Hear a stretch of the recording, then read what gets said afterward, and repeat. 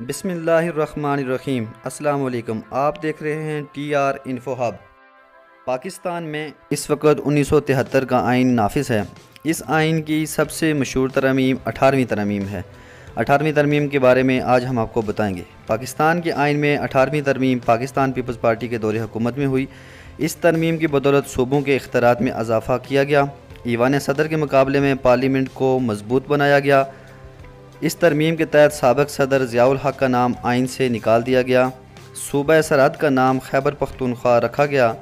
General Musharraf کی 17ویں ترمیم اور لیگل فریم ورک آرڈر ختم کر دیے گئے۔ تیسری مرتبہ وزیر اعظم اور وزیر اعلیٰ بننے پر پابندی اٹھا لی گئی۔ آئین کی معطلی سنگین غداری قرار دیا گیا۔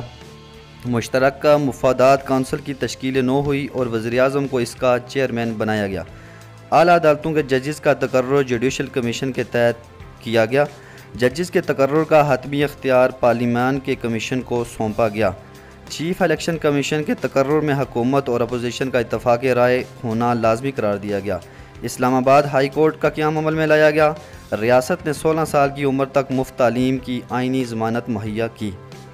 صدر سے پارلیمنٹ تحلیل کرنے کے اختیارات واپس لے لیے گئے۔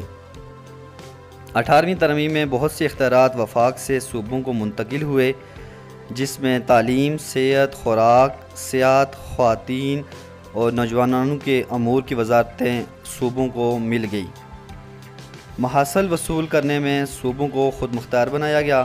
این ایف سی ایوارڈ میں صوبوں کو حصہ دیا گیا اور طے پایا کہ این ایف سی ایوارڈ میں صوبوں کا حصہ آخری این ایف سی ایوارڈ سے کم نہیں ہوگا۔ صوبوں کو فوجداری اور تعزیرات کے قوانین میں ترمیم کا اختیار دیا گیا۔ ہنگامی صورتحال کا نفاذ کا اختیار صدر سے لے کے صوبائی اسمبلیوں کو دیا گیا۔ بجلی کی پیداوار صوبائی اختیار میں دے دی گئی۔